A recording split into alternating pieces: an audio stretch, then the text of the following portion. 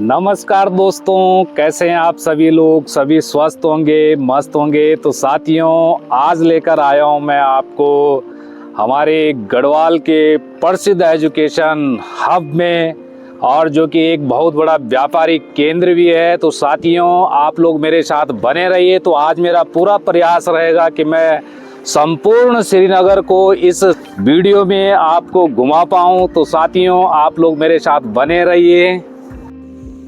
बड़ा खूबसूरत है उत्तराखंड का श्रीनगर गढ़वाल। हसीन वादियों का कोई जवाब ही नहीं।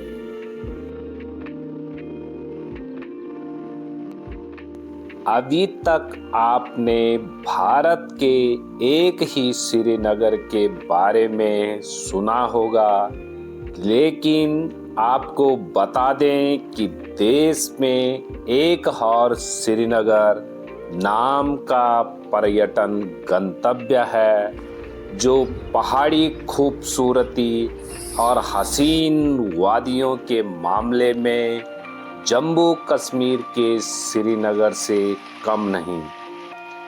यह खूबसूरत गंतव्य उत्तराखंड राज्य में स्थित है, जो बद्रीनाथ केदारनाथ यात्रा पड़ाव के दौरान पड़ता है। अपनी प्राकृतिक सौंदर्यता के साथ साथ इस शहर का अपना अलग गौरवशाली इतिहास रहा है। उत्तराखंड का श्रीनगर कवि गढ़वाल के पंवार वंश की राजधानी और एक महत्वपूर्ण व्यापारिक केंद्र हुआ करता था। कहते हैं कि प्राकृतिक आपदाओं का दंश झेलने के बाद भी इस शहर ने अपना अस्तित्व नहीं खोया। आज भी आप यहाँ पंवार राजवंश से जुड़े ऐतिहासिक साक्ष्यों को देख सकते हैं। यहाँ मौजूद प्राचीन मंदिर इस पहाड़ी स्थल के एक अलग धार्मिक और सांस्कृतिक पहलुओं को सामने रखने का कार्य करते हैं।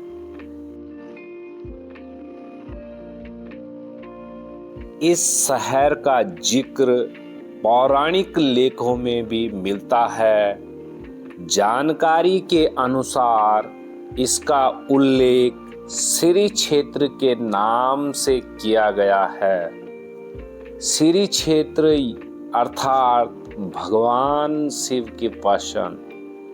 प्रचलित किंवदंतियों के अनुसार महाराजा सत्यसंग को कठोर तपस्या के बाद श्री विद्या हासिल हुई थी, जिसके बाद उन्होंने इस विद्या से कोलासुर राक्षस का वध किया था।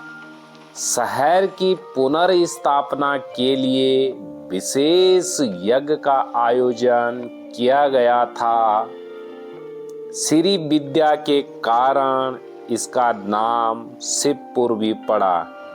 बाद में गढ़वाल के शासक अजय पाल ने इस शहर को अपनी राजधानी बनाया और 1803 के गोरखा आक्रमण तक गढ़वाल के शासकों का यहाँ पर राज रहा। बाद में ब्रिटिश काल के दौरान इस शहर का महत्व कम होता चला गया।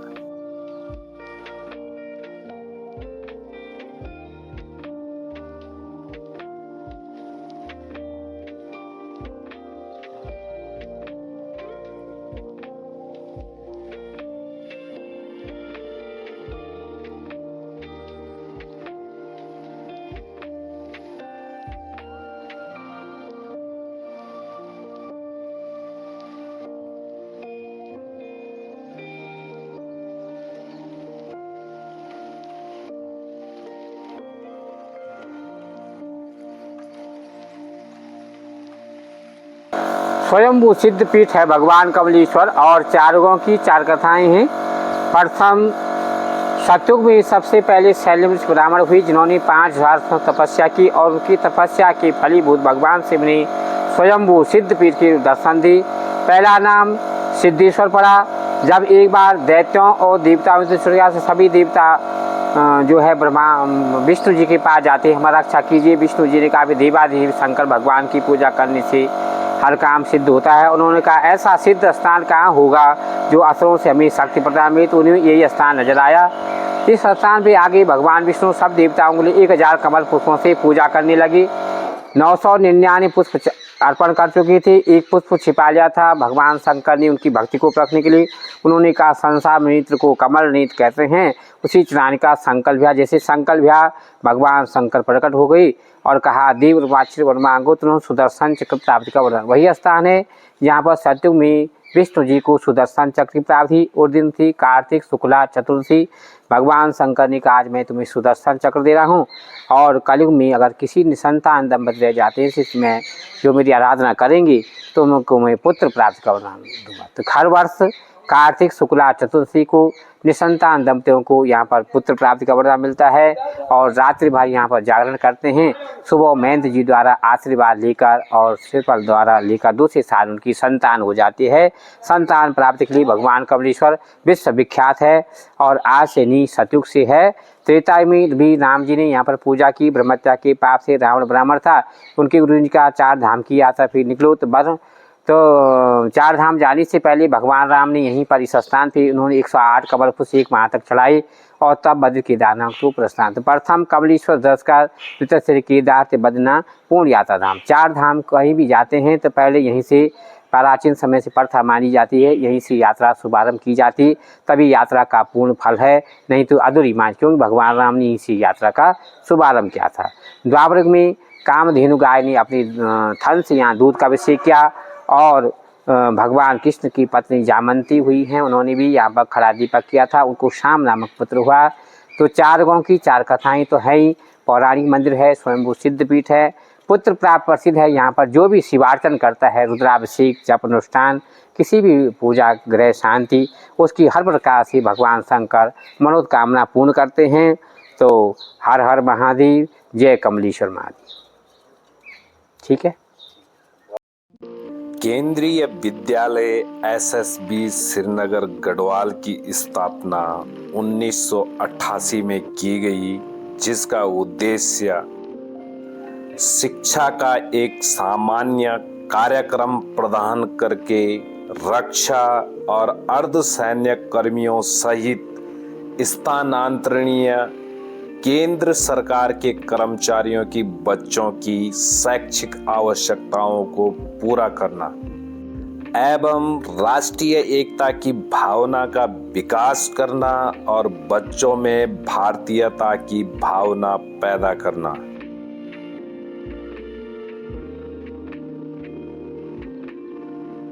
उन्नीस 1990 में इसकी स्थापना की गई।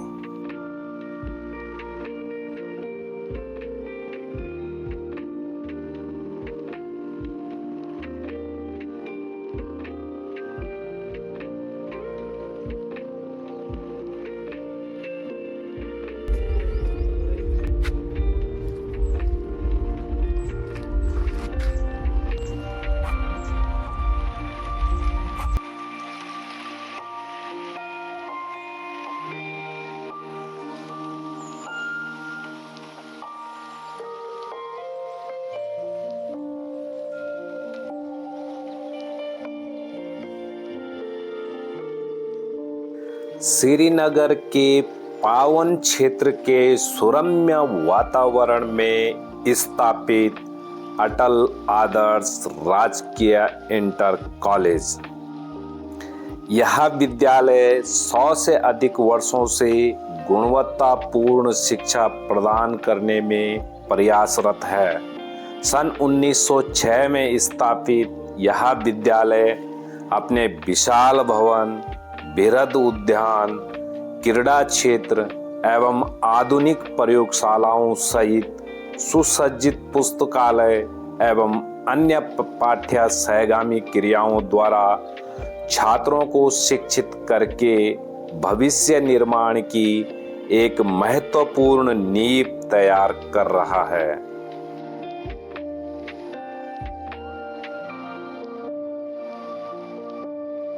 राष्ट्रीय प्रौद्योगिकी संस्थान उत्तराखंड की स्थापना सन 2009 में हुई थी।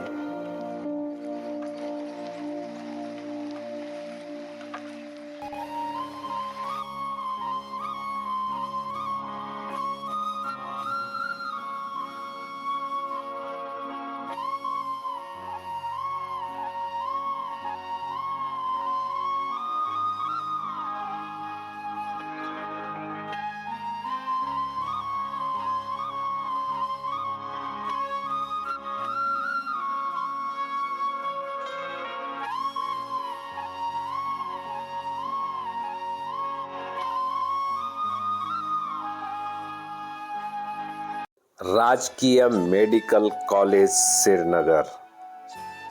यह कॉलेज खूबसूरत हिमालय पर्वत श्रृंखलाओं के बीच स्थित है। यह कॉलेज उन्नत चिकित्सा उपकरणों और अत्याधुनिक चिकित्सा तकनीक से लैस है, जो स्थानीय आबादी के लिए वरदान साबित हुआ है।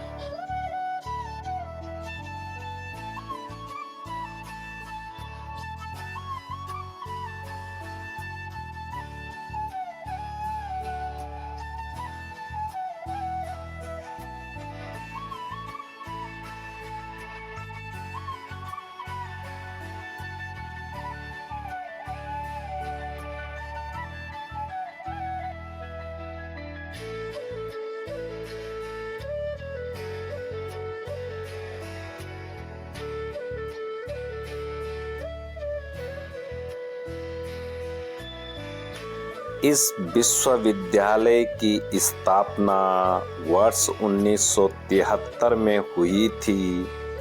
इसे पहले गढ़वाल विश्वविद्यालय के नाम से जाना जाता था।